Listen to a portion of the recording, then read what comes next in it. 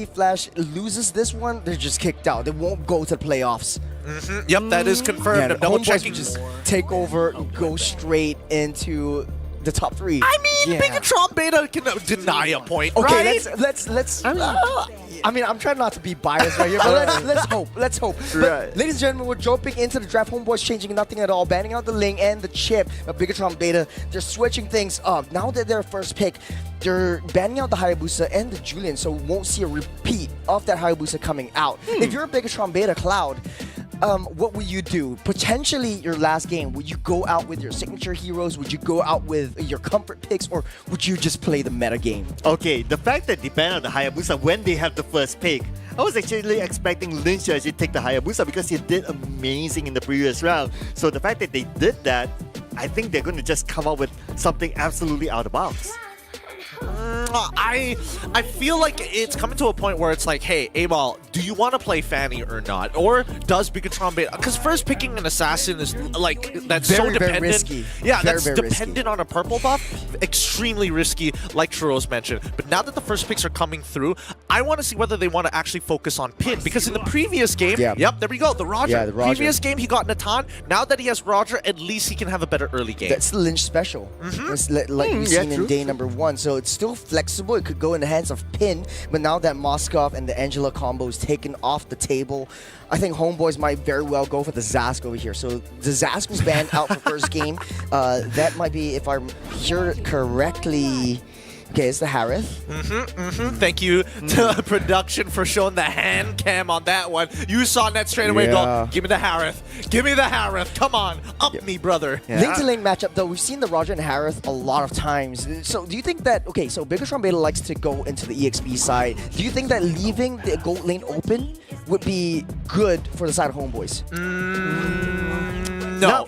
I don't think so. Personally, I don't think so. But looking at the rest of the draft, maybe it could give us a bit of an indicator, right? Because the Arlet is paired up as that first rotation of picks, and now Bigatron Beta is saying, you know what? We're going to take the Valentina now. And with the Valentina, they're making a hard prediction that maybe Homeboys is going to have some decent ultimates. If it's not the final slash, maybe they could get something like a Minoan Fury down the road. I want to put out a record here, right? So Bigatron Beta, they have only played Roger in the gold lane so far in this tournament. So they could potentially remain that, and Lynch's hero is still open.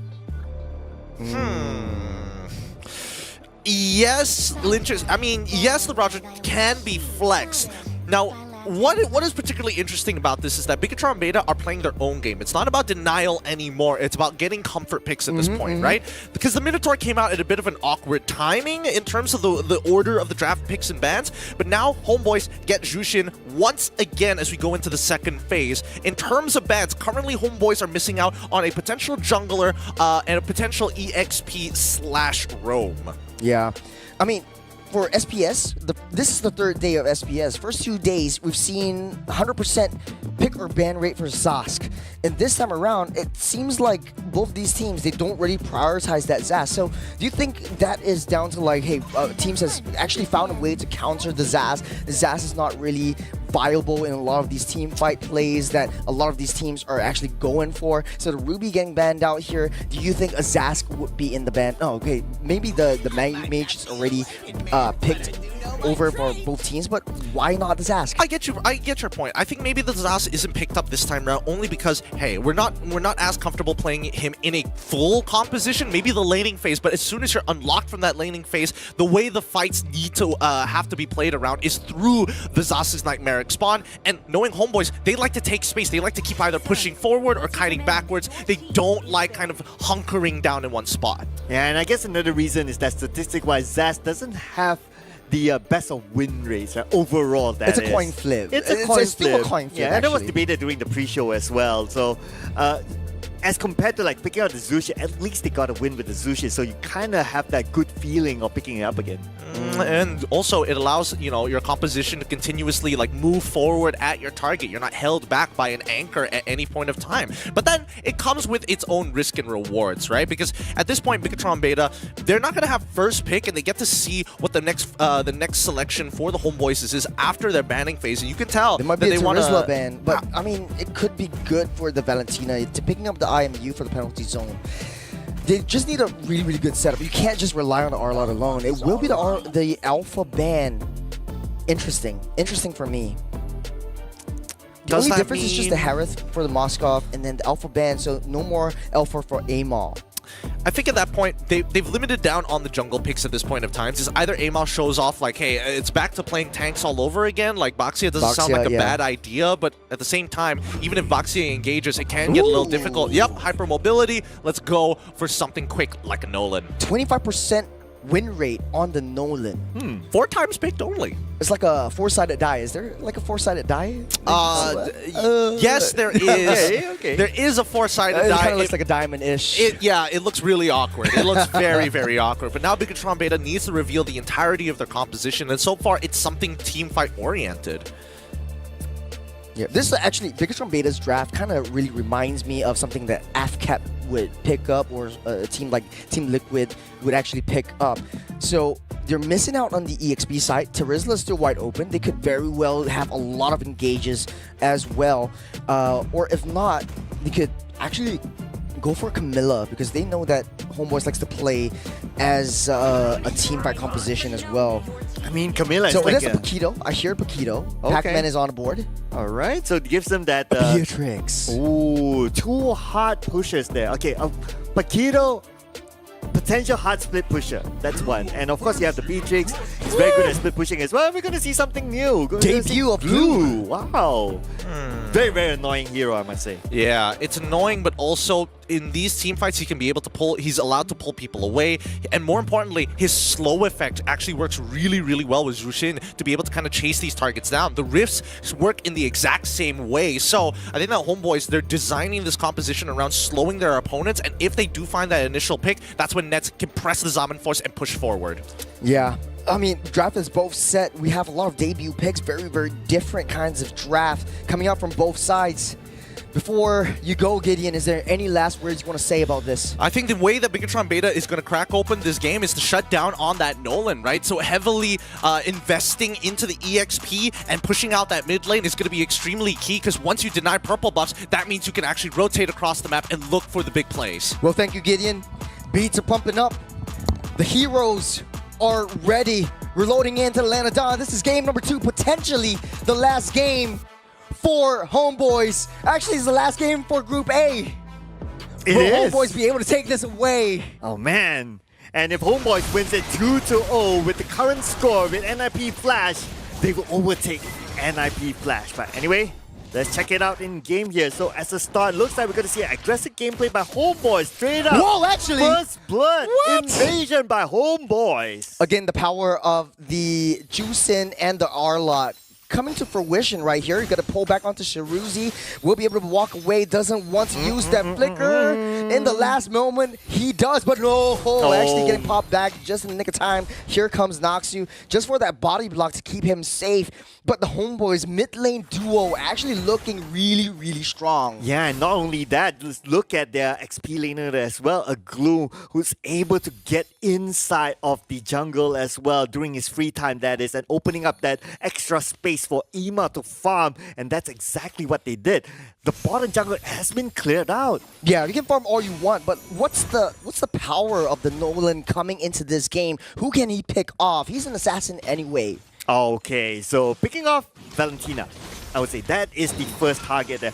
If not the Beatrix, because the Beatrix can also keep a good distance, so it's either one of those. But if given a choice, I would say take out the utility hero first. There's a lot of things we want to talk about right here. This is the first time in SPS we've seen the Beatrix and the Harith lane-to-lane matchup. Harith looks like he's getting a better time, but let's talk a little bit more about the Glue and the Paquito lane-to-lane matchup on the EXP side, especially since the first turtle is popping up in 5 seconds.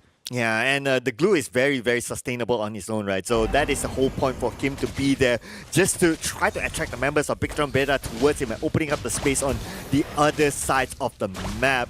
As for Paquito, well, he needs that space to kind of pull off a split pushes. If not, at some point, if he cannot find a split push, okay, he tries to go for the backline instead. And the backline that he might want to target is going to be targets like Udyr. But being a Zushin, it's not going to be easy to just try to chase him down. Actually, Sharuzi and Marzi is still not level 4. I don't think they want a contest for this one. Looks like a free and easy turtle for the side of Homeboys. They snap pick that up.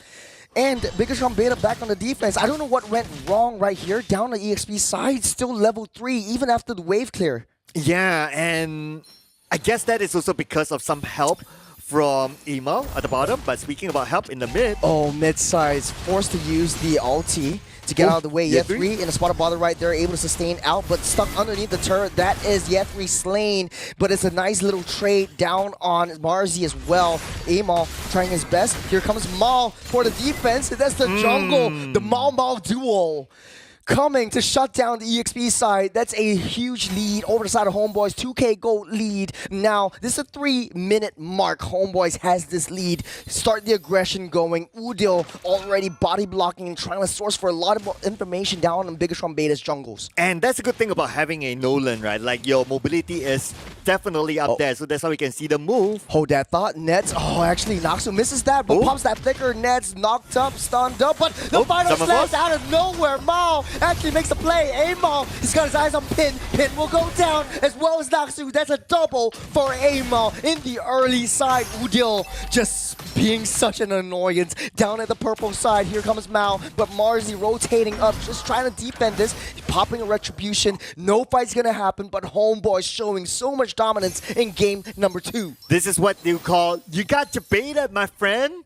The Minoan Fury went in. Jabeta. Jabeta. I get it, Jabeta. Yeah. And the moment he went in with the Minoan's Fury, then that's it. He has no escape mechanism. The other members of Homeboys came and let's see if they can get more. Actually, Marzi will go down right here. I saw Amal fast rotation from the top side to the bottom and just a snap. I don't know what car he's driving, but he's moving fast this time around. Oh man, I would like to preview that car.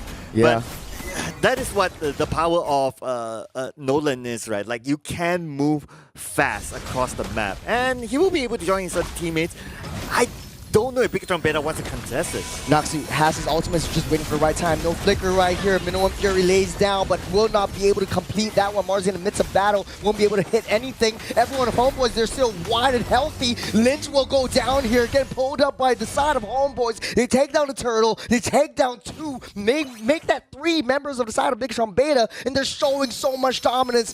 Oh man, you're 5K gold ahead if you're side of Homeboys. Bigatron Beta really needs to step back and try to get that defense down. You don't want to lose too much economy, too much resources. I mean, it's not only about the goal difference, right, during that turtle matchup. It is also about the level difference. Amal is already at level 10. Whereas for everyone from Bigatron Beta, the highest is Lynch with level 8. So the moment you show yourself, you'll be taken out. So it's not a worthwhile fight. Hold that thought. It's a 3v2 situation. Actually, Lynch got that purple buff, so he's actually safe. Okay, you don't want to lose too much resources if you're Bigatron Beta at this point, but it's 4-0-2 Amal. That's a Nolan with so much kills right from the early game. Bigatron Beta, they need a little bit of time for Paquito to get his core items. No core items yet for this Paquito. He's actually so far behind this glue. He's died twice. Marzi needs to be able to find that stride, find the momentum to be able to come back into this game. Take a little itemizations. What else can you tell us? Yeah, and now that Ye3 already has the dominance eyes, this gives him the license to stay behind the bottom turret. And with that, it makes it easy for him to take down the bottom turret as well. And with that dominance eyes, he can be the forefronter for Homeboys to soak up the damage. And he'll be even happier if they were to target him.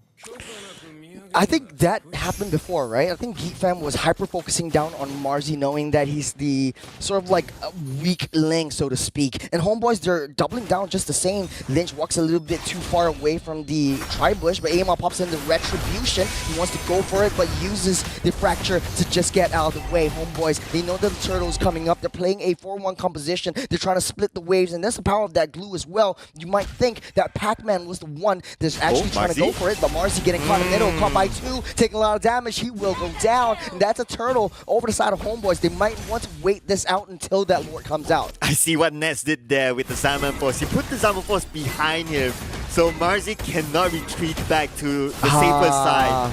That is like, you know, thinking 2 steps ahead. Oh man, Biggestron Beta playing checkers while Homeboy's playing chess. And speaking of which, Noxu again getting called out, pulled back twice in a row. And Udil, the aggression coming up from this Jusin actually shuts him down once again. 0-4 and 0 for Noxu. There's no setups that he can take. Dude, the goal difference is bigger than the timer right now. Yeah. Yeah, 8K, 9K versus 7 minutes, 8 minutes in the timer. I mean, this Homeboy just pulling out the home run. Actually, the Bandits Rage as well, doing nothing over the side of Homeboys.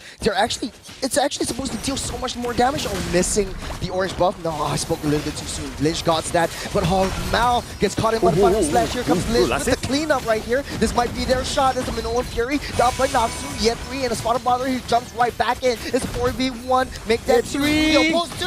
Oh, Udil, he makes a play. He pulls back 2, and they take down 1 more. Man, the only 2 kills so far that Bigatron Beta got is through Lynch. This guy is just time and time again putting in his resume and telling his boss that, you know, he gotta play. Yeah, it's a little bit of a risky situation right now. Lord getting spawned up. Bigatron Beta, 9K gold behind Homeboys. That's, oh, man, I don't know how many core items that is, but Homeboys just winning in every single aspect. You've got the lane control. You've got the map control. You've got so much turrets. Bigatron Beta hasn't even touched any one of Homeboys' T1s. Do you think that Beta should contest for this Lord? Definitely not. I mean, to answer the question of the items, they only completed 1 item in general for Bigatron Beta, so they're way, way behind Homeboys now. Yeah, I'm always underestimating the damage that Jusin brings, but look at Udil, 27,000 damage, 9-minute mark, Lord spawning up in 10 seconds. How do you think Beta is going to play this? Oh man, they need to farm. They need the space to farm, but the thing is that Homeboy is not giving them that space. But Bigatron Beta, I guess the winning condition right now is just to try to soak up the pressure from Homeboys, and hopefully they'll be able to catch up on the leveling and also the net worth difference, because the level even is so different right now. Ama is already maximum level 15. Homeboys got the Lord slain. Beta is actually very, very desperate. All throughout that Lord fight, they're waiting up on that top side because they know that their wave is actually pushing into the T1. But Homeboys is like, nah, I don't really care about this. Let's take that Lord. I can clear out that wave later. Now, Lord marching down that top side. Homeboys really amping up that tempo. Bigatron Beta is really scrambling for any single scraps that they can take. They're so far behind. That's 10K gold lead, and it's extending even more with the Lord advantage for Homeboys. Oh man, it's looking bad now for Bigatron Beta. They will be able to clear off the top lane, but in the middle, it's probably going to be hard for them. Now that Homeboys who want to take something back. The Udil is like using that pepper spray. So the lantern is like a pepper spray. Udil comes in using the lantern. Everyone's like, no, let's get the heck out of there. Okay. Oh man, now that the Lord is distracting Bigatron Beta, look at the space given to Homeboys now. But actually, Marzi's down that bottom side, but he can do only so much. There's not a lot of minions pushing down. He can't take that turret, so Homeboy's going to take what they can, try to pop all these explosions down the T3s. But Beta is just desperate. They are panicking. There's 12K gold advantage, and Homeboys, they look like they've got that in their bag. Bigatron Beta, just scrambling around like headless chickens. Yeah, and even if we look at like the level difference right now that's shown on screen, Amal level 15, and he was at level 15 for the longest time. The closest one is Lynch, and then you got pinned at level 10. Yeah, I remember that Amal actually got level 15 on the 9th minute mark. That is how far that he's been staying ahead of Bigatron Beta. He's just farming like crazy right now. I will be excited to see the itemizations that he brings to the table, because that gold lead will translate to a lot more. Oh, as I say it, we bring it up. Cloud, what can you tell us about these itemizations? I mean, okay, I'm just going to put out the average right now, right? Bigatron Beta, they have at least completed maybe about an average of 2 items. And if we make a comparison with Homeboys, they've completed like 3, some of them even 4. Some of them like, okay, like even Amal. He's done. Yeah, it's a desperate attempt to try to get those half builds, to try to buy as much time as possible, because Beta really needs that time to come online. We might be able to see a 30-minute game if they're able to successfully defend. But they do have that high ground advantage as well. Marzi doing his best to try to get that split push. But look at that glue. That is a thick, beefy boy that you see on Year 3. Beta, they're just trying to get as much as they can. Homeboy just taking out the jungles, taking out the lanes. They're not leaving anything to chance. The 30-minute game. That's a big call there. It's That's a big call. It's a big call. But That's- Homeboys actually wants to end it early as the Lord is spawning up in 10. Yeah, I mean, they're like 12k goal ahead right now. They're just waiting patiently for the next Lord, and they could potentially even end this game just because of how big the gap is by the time even the Lord arrives. I will say this though. This game is very, very patient, very, very passive.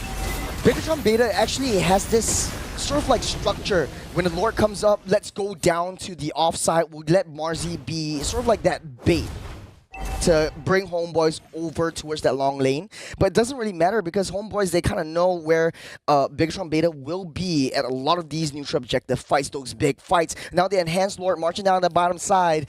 Bigatron Beta, will they be able to defend on this Lord push? Oh man, this is going to be sweaty, right? None of them are at level 15. Even Lynch is still at level 14 right now. Probably when, by the time the Lord arrives, he's at level 15. But then again, the bigger gap is, of course, the itemization and the goal. But it looks like the execution will happen from Homeboys now. Very, very slow push down. Homeboys trying to get that discipline in. T3 will get slashed down slowly but surely. And Homeboys, they were trying to look for an angle. They have the conceal play going in. Final slash onto Cerusi. Where did he go? Manoa Fury, last-ditch effort to get that defense, but the throne will be the main focus. And Homeboys know, wait, they don't have any minions, but they want to go for it. Minions marching in. They can. want to end this right here, right And now. it goes. Homeboys, they're taking it home. Once again, Beta. Stay down! Man, oh my, it is Homeboys with an absolutely convincing win against Bigatron Beta.